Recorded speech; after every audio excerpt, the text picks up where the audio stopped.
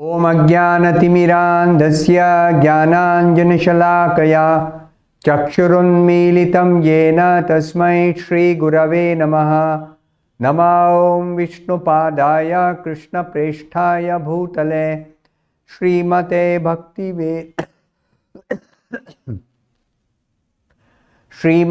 Bhaktivedanta Swaminiti Namine. Namaste Saraswate Deve Gauravani Pracharine Nirvishesha Shunyavadi Paschatya Deshatarine Jaya Shri Krishna Chaitanya Prabhu Nityananda Shri Advaita Gadadhara Srivasadi Gaura Bhakta Vrinda Hare Krishna Krishna Krishna Hare Hare Hare Rama Rama Rama Hare Hare. Om Namo Bhagavate Vasudevaya Narayanam Namaskritya Naram Chaiva Narottamam Devim Saraswatim Vyasam Tato Jayamudirayet. In this session we'll be discussing from the 40th verse of the 5th chapter of the first canto of Srimad-Bhagavatam. This is the last verse in this chapter. Tvam api adabhrashruta vishrutam vibho samapyate yena vidam bubhutsitam prakhyahi dukkhair muhur arditatmanam sanklesha nirvanam ushanti nanyatha. The meaning of this verse is: please therefore describe the Almighty Lord's activities which you have learned by your vast knowledge of the Vedas, for that will satisfy the hankerings of great learned men and at the same time mitigate the miseries of the masses of common people who are always suffering from material pangs. Indeed, there is no other way to get out of such miseries. So this verse spoken by Narad Muni to Vyasadeva is the conclusion of this chapter. The chapter title is Narada's Instructions on Srimad-Bhagavatam. And Narad Muni has sufficiently justified why Vyasadeva should compile the Srimad-Bhagavatam, the exclusive literature describing the glories of Krishna, especially Krishna's activities. The conception of the absolute truth as the supreme person is important to understand that person means activities. Impersonal, there is no activity. Impersonal, there are no qualities. Impersonal, there are no names, forms. There is no paraphernalia. There is no variety. There is no variegatedness. All this variety, names, forms, qualities, pastimes, activities, everything, paraphernalia, devotees, relationships, everything is possible only if we try to understand the absolute truth's feature as the supreme person, Bhagavan. That's why Bhagavata. So, here Narad Muni's conclusion is that for helping people get out of the suffering from material pangs, the easiest way is to widely broadcast the glories, transcendental glories of the Supreme Lord's activities. His activities are extraordinary. None of his activities are ordinary. None of his activities are ordinary. So that is Narad Muni's instruction to Vyasadeva. Now, Srila Prabhupada very nicely explains in the purport that Narad Muni is instructing Vyasadeva to compile the Bhagavatam for the good of all classes of people of the entire world. So Srila Prabhupada says, according to the Bhagavad Gita analysis, there are 4 classes of good men and 4 classes of bad men also in this world. Who are the 4 classes of good men? First of all, the description of the 4 classes of good men. The 4 classes of good men acknowledge the authority of the Almighty God, of the Supreme Lord, and therefore such good men fall under 4 classes. The first class of good men are those who are in difficulty. The second class of good men are those who are in need of money. The third class of good men are those who are advanced in knowledge. And the fourth class of good men are those who are inquisitive to know more and more about God. All these 4 classes of men intuitively take shelter of the Lord because they acknowledge the authority of the Almighty Supreme Lord. Now, Narada is instructing Vyasadeva to broadcast the transcendental knowledge of God in terms of the vast Vedic knowledge which he has already attained.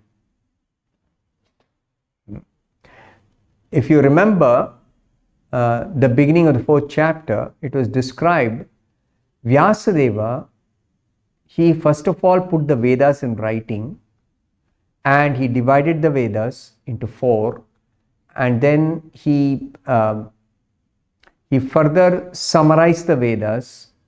He explained the Vedas for less intelligent class of people in an easily understandable way by presenting the Mahabharata. Like that, so much work he did, but he is still feeling a vacuum in his heart. So, he is vastly learned, but even that vast learning, if it is not utilized for specifically describing the transcendental activities of the personality of Godhead, until then nobody can have full satisfaction in the heart, including those who are learned in the Vedas. Just like Vyasadeva himself, he is not feeling satisfaction in his heart. He is fully learned in the Vedas, because he has not described the transcendental glories of the activities of the Supreme Lord. Now, as far as the 4 classes of bad men are concerned, they are also described in the Bhagavad Gita. The first category of bad men that are described, those who are simply addicted to the mode of progressive fruitive work. Fruitive work means they have to do some work in which they get some results for their material enjoyment, material pleasure, material gain. That is called fruitive work. So, there are people who are addicted to progressive fruitive work, and they keep on doing this, and as a result they are subjected to the accompanying miseries. Nothing in this material world, any material work done, is always accompanied by miseries. You cannot say, I'll do something and I want only pleasure. No, not possible. Always there is pleasure and pain, or enjoyment and suffering. Sukha, dukkha are 2 sides of the same coin. 2 sides of the same coin. Material activity, fruitive activity. So, this is the first class of bad men. The second class of bad men are those who are simply addicted to vicious work, sinful activities. For what? For sense gratification, for sense satisfaction. And naturally they suffer the consequences because they are outright engaging in sinful activity. They have to suffer. Sooner or later they have to suffer.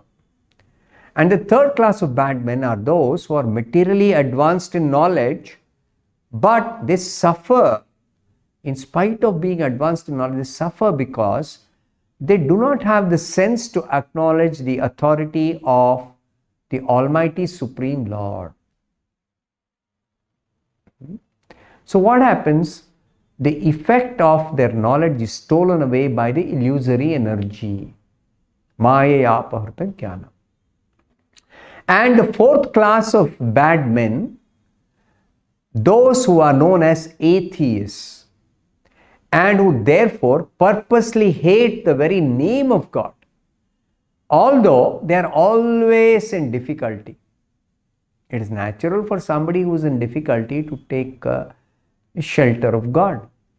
But these people, because they have developed a hatred for God with a misunderstanding that God is their enemy, or God is against them, or God is not in their favor, or God is partial to somebody who is their enemy. All kinds of misconception, wrong conceptions, misunderstanding. So they are always in difficulty because they engage in sinful activities one after another, and they continuously suffer. Still they will never surrender to God. So Narada is advising Vyasadeva, you please describe the glories of the Supreme Lord to do good to all 8 classes of men, both good and bad. See, this is the vision of the Acharya. This is the vision of the pure devotee. A pure devotee is not thinking, let me try to do good to some good people. No, he is thinking of doing good to all suffering people. All types of people who are suffering material miseries, whether they are good men or bad men. So please understand, in this world, other than devotees of the Supreme Lord, everyone else can be classified into these 8 classes of good and bad men. This is analysis of the Gita. Chaturvidha bhajante mam jana sukrutino Arjuna. And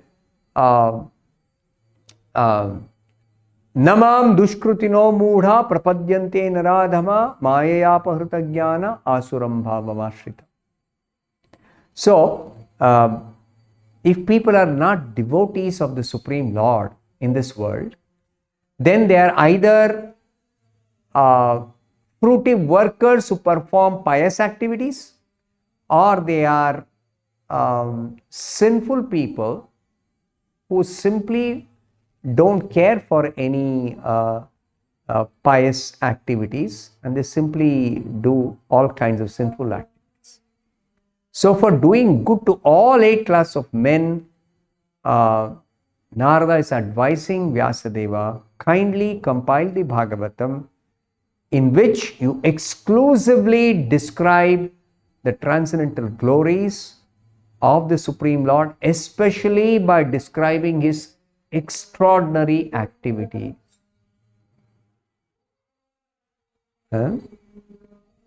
So the conclusion is, Srimad-Bhagavatam is therefore not meant for any particular class of men or any particular section of society. No, it is meant for the sincere soul who actually wants his own welfare and peace of mind. Simply by hearing Bhagavatam, the extraordinary activities of the transcendental Supreme Lord, one can become free from all material miseries. One can become peaceful in the mind. One can become situated transcendentally above the 3 gunas, no more victimized by the 3 modes. So that is what is Bhagavat. Hare Krishna. I'll stop here. Thank you very much.